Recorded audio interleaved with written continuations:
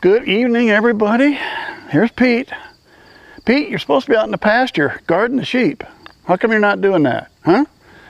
Oh well.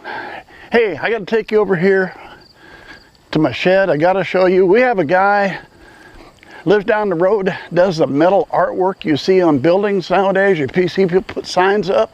Well, I had him make one for me. So I now have a full curl trophy sheep sign on my garage. Really like it. I thought it was a really good job done. All right, we're going to we'll talk about what I did a little bit this last week. And I want to show you the ram pen. I got the ram pen all done, my addition to the barn. I will show you just a real quick second. If you notice, I have two inside here separate from the others. The black and white one. She has been thin. She got wormed back in March. She got wormed in July. She got wormed in August. And she's still thin. And I still think it's worms. I've been hearing from a lot of people having a lot of worm problems this year. Even my daughter up here with her goats.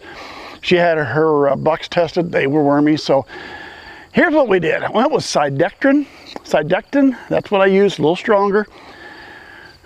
We gave her Sidectin oral drench in the mouth. Gave her a shot of B12. Skipped a day, came back, did it again. Skipped a day, came back, and did it a third time. So she's had 3 times over 5 days, and she got 3 B12 shots. I'm leaving her. There's nothing wrong with the other one, but you don't like to leave them by themselves. So I put them together. They're staying here in a dry lot because they've got, get back here a little bit, they got some hay. I got them some grass hay. I got them a little alfalfa stuff, extra grain, trying to put some weight on them.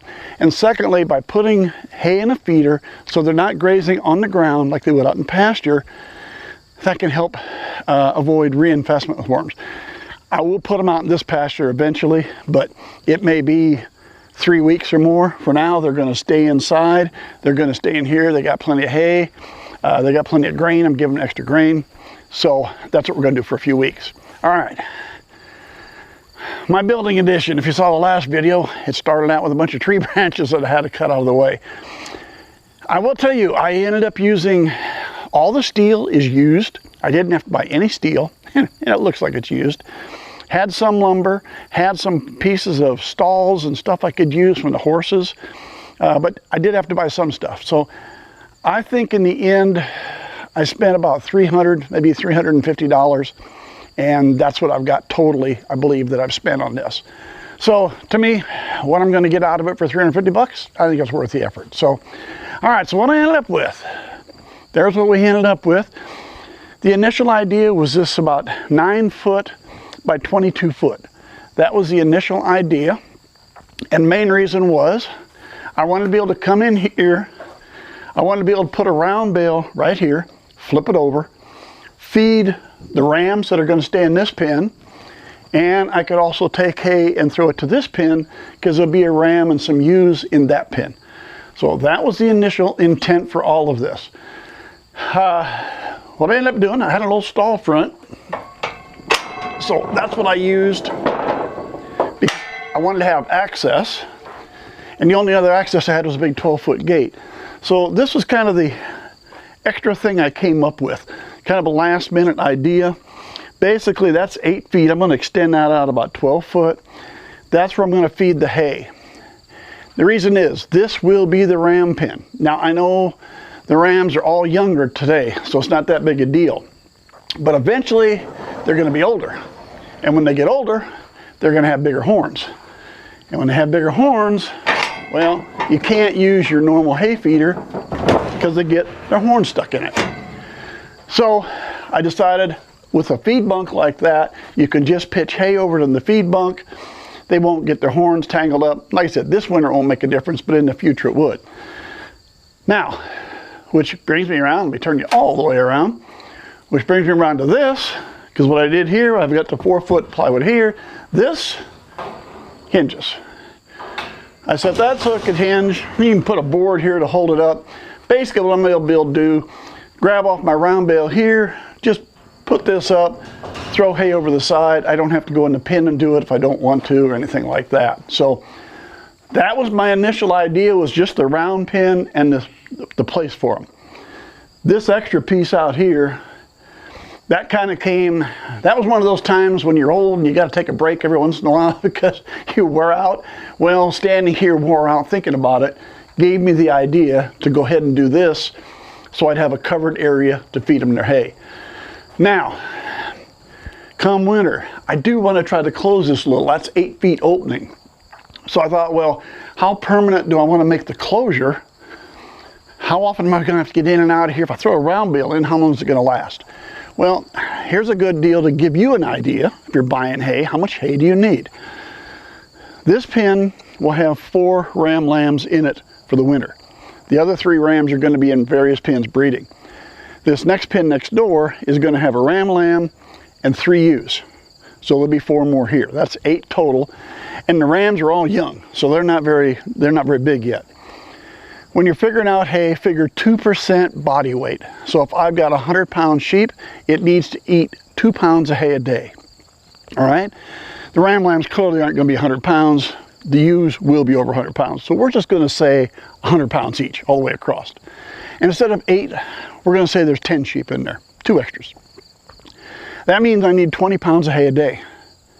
And there's 30 days in a month, so I'm going to need 600 pounds of hay in a month to feed those 8 sheep. And the round bales we're getting are 1,800 pounds, and maybe 19, but we'll call them 18. That means if I stick a round bale in there, it's going to last me 3 months.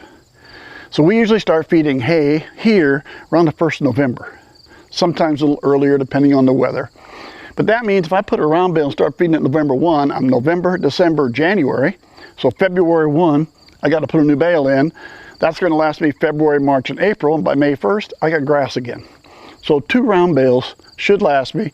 So I only need to get into it once all winter.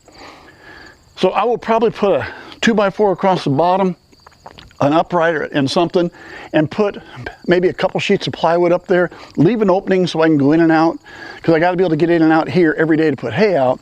But that opening will be easy to plug up. If there's a big snowstorm coming, I can just come down here, throw something in front of the door, put a couple screws in it to hold it, and take it down when the storm's over. So that will have me with a bale inside, under cover, feeding them. The other bale will go up my main barn, and that'll feed those 2 pens up there. There'll be one there, so I'll be feeding off 2 bales at the same time that way. But I'm pretty happy.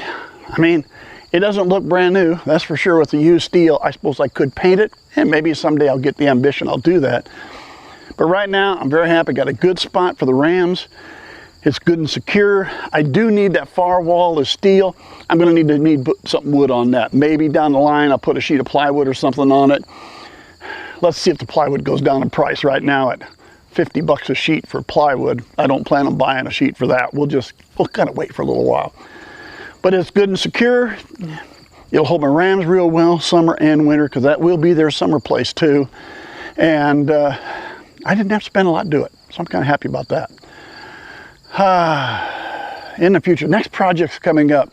I should be working on some pasture fence. We might be doing some pasture fence down the line. I should tell you too, when I wormed this ewe, at the same time, I got a couple of ram lambs that I didn't really like the looks of. They look a little rough to me, or they're not growing like I thought they should. I just ran all the ram lambs across real quick. I hit them with a wormer. I'm probably going to do that again in about 10 days, maybe about 10 days from now, or 2 weeks. I'll bring them across again. I'm going to hit them with another dose of wormer just to play it safe. There's a couple of them I just didn't quite like the looks of.